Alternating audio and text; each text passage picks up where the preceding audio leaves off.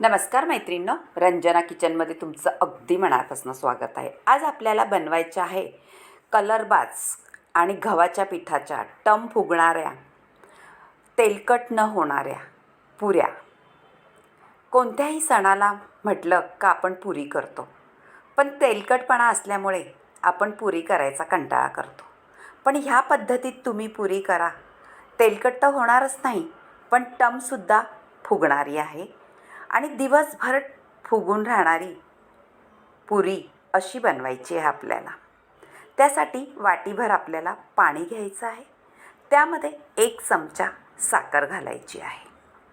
साखर घातल्यानंतर आपल्याला अजूनही काही जिन्नस घालायचे आहेत. ते आहे 2 चमचे मोठे दूध, हे घालायचं आहे. ते घालून झालं का आपल्याला चिमूटभर मीठही घालायचं आहे आपल्या अंदाजाने. मीठ घालून झालं का आपण थोडं तेल घालायचं आहे चमचाभर आणि हे सगळं एकत्र करायचं आहे जोपर्यंत आपली साखर विरघळत नाही तोपर्यंत. छान फेटून घ्यायचं मैत्रिणींनो.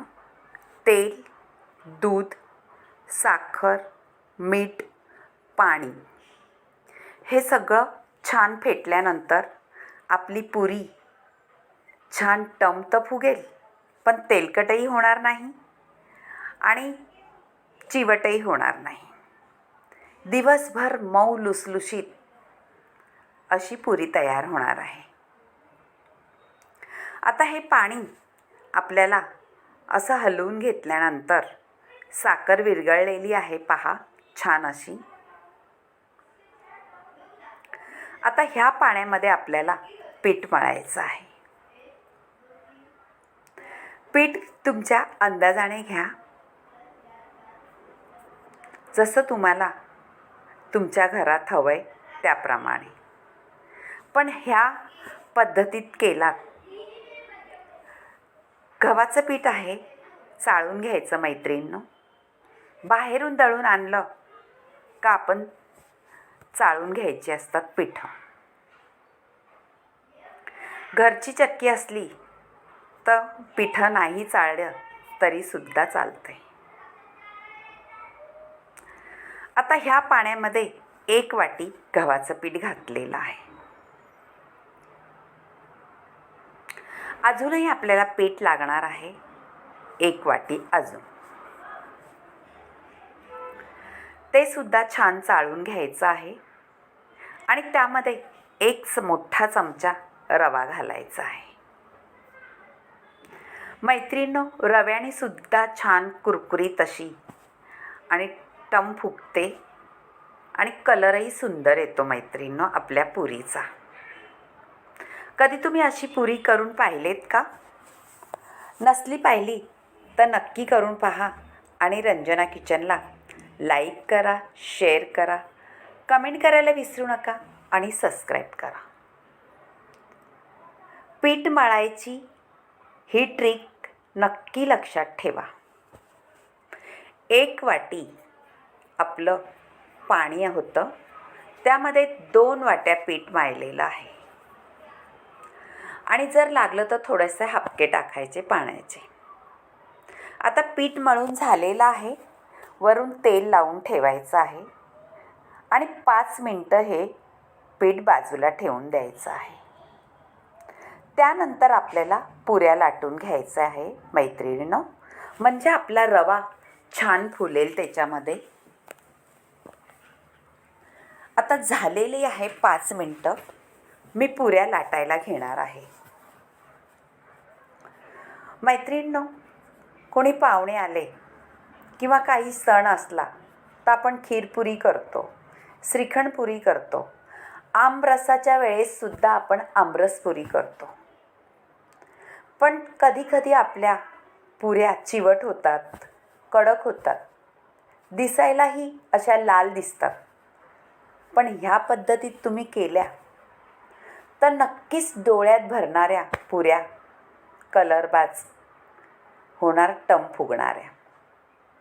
आता पिठाचे गोळे करून घ्यायचे आहेत आणि पुरी लाटायची आहे. तुम्ही अशीही पुरी लाटू शकता किंवा मोठी चपाती करून वाटीनी सुद्धा कापून घेऊन पुरी करू शकता. पण ह्या पद्धतीत सुद्धा तुम्ही पुरी लाटली तर सगळ्या बाजूनी व्यवस्थित लाटून घ्या, म्हणजे आपली पुरी छान टम फुगेल. आता 3-4 पुऱ्या मी लाटून घेणार आहे, त्यानंतर आपण तळून घ्यायचे आहेत.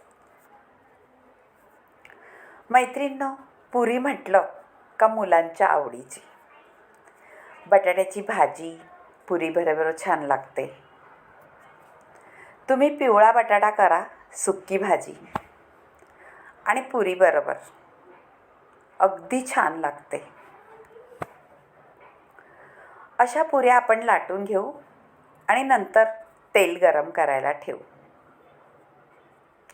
एका बाजूला तेल गरम करायला ठेवलेलं आहे आणि एका बाजूला पुरी लाटून घ्यायची आहे मैत्रिणींनो, म्हणजे वेळ कमी जातो. आपल्याला जास्त वेळ असा लागत नाही. आता तेल गरम झालं का नाही ते आपल्याला पाहायचं आहे. झालेलं आहे हे पहा. आपली पुरी आता छान टम फुगून येणार आहे. वरती पहा, तेलात घातल्यानंतर थोडंसं असं तिला डिवचायचं, म्हणजे आपली पुरी वर टम फुगून येणार. तुम्ही पाहू शकता कलरही सुंदर आलेला आहे. जे आपण नेहमीच्या पुऱ्या करतो त्याप्रमाणे कलर नाही आहे, वेगळा असा पिंकिश कलर आलेला आहे. हे कशामुळे मैत्रिणींनो झालेलं आहे? आपण त्याच्यात साखर टाकली थोडीशी, दूधही घातले, रवाही घातलाय, त्यामुळे हा कलर आलेला आहे. आवडल्या तर नक्की करून पहा आणि रंजना किचनला लाईक करा, शेअर करा, कमेंट करायला विसरू नका, सबस्क्राईब करा. टम फुगणाऱ्या पुऱ्या आपण सगळ्या आता लाटलेल्या आहेत तेवढ्या तळून घेऊ आणि नंतर वाढून घेऊ. नक्कीच ह्या पुऱ्या तुम्हाला आवडतील आणि ह्याच्यात काही फरक वाटला ते सुद्धा मला तुम्ही सांगा. तुमच्या मैत्रिणीसुद्धा हा व्हिडिओ शेअर करा, त्यांनाही आवडेल अशी पुरी वेगळ्या पद्धतीची, दिवसभर मऊ राहणारी. कोणी पाहुणे जर येत असले तर तुम्ही ह्या पुऱ्या आधी जरी करून ठेवल्या तरीसुद्धा छान मऊ लुसलुशीत राहतील. काही कार्यक्रम असतो, आपण पुऱ्या करायला घेतो लवकर, पण त्या अशा कडक होतात. पण ह्या ट्रिकनी तुम्ही पुरी केली तर नक्कीच कडक होणार नाही. झालेल्या आपल्या तळून 5-6 पुऱ्या पहा किती टम फुगल्यात आणि कलरही सुंदर आलेला आहे. करून पहा आणि रंजना किचनला लाईक करा. तुम्ही कुठून व्हिडिओ पाहता हे सुद्धा सांगा. तुम्हाला माझ्या रेसिपी आवडतात का? करून पाहता का? आणि करून जर पाहत असला तर तुम्हाला कशा वाटतात ह्या मला कमेंटमध्ये कळवत जा. तुमची एक कमेंट वाचायला खूप आवडते आणि कमेंट केल्यानंतर रेसिपी करायलाही खूप आवडतात. बाय मैत्रिणींनो, भेटूया आपण अशाच नवनवीन रेसिपीमध्ये. तोपर्यंत बाय बाय.